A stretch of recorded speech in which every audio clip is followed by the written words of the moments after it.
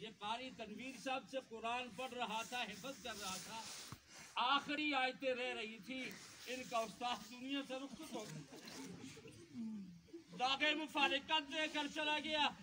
आज मैं ये चाहता हूँ उनकी मैयत की मौजूदगी में सारे उलमा मौजूद हैं।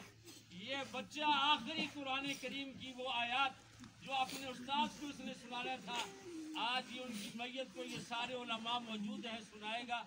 और अल्लाह ताला इसका सवाब इनके उस्ताद की रूह को पहुंचाए। आमीन। अल्लाह उनके दर्जात बुलंद फरमाए। आमीन। अल्लाह इनकी कब्र को मुनव्वर फरमाए।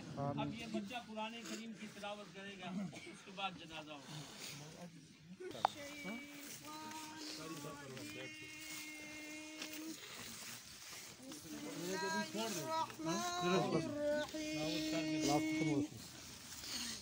أم تقولون إن إبراهيم وإسماعيل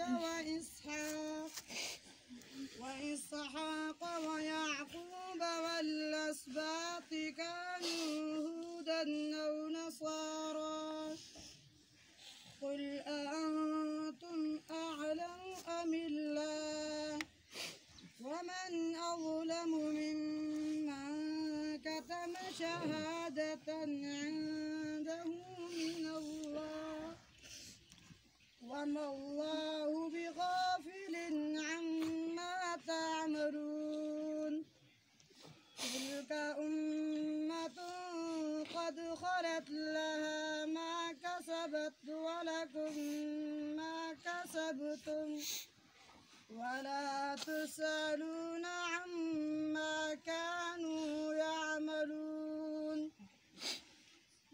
بسم الله الرحمن الرحيم الحمد لله رب العالمين الرحمن الرحيم مالك يوم الدين إياك نعبد وإياك نستعين اهدنا الصراط المستقيم صراط الذين أنعمت عليهم غير المغضوب عليهم ولا الضالين.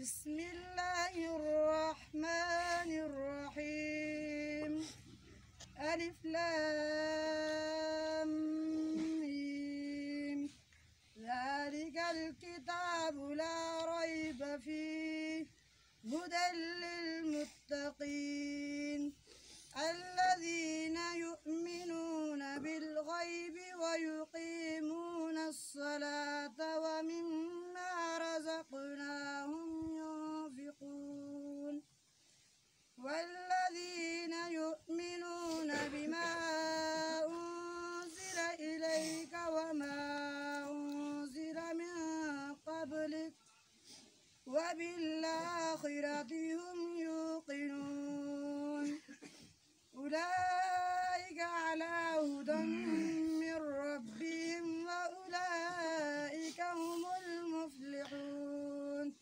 صدق الله العظيم.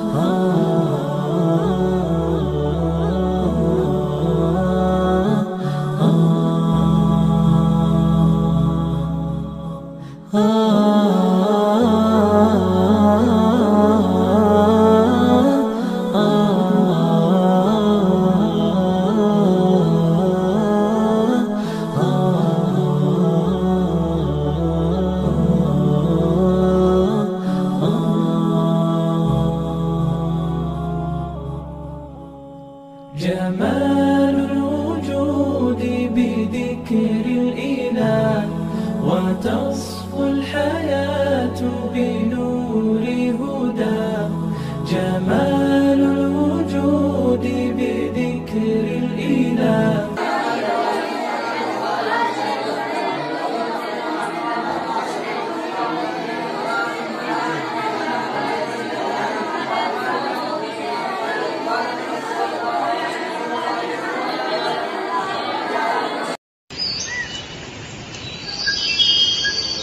ah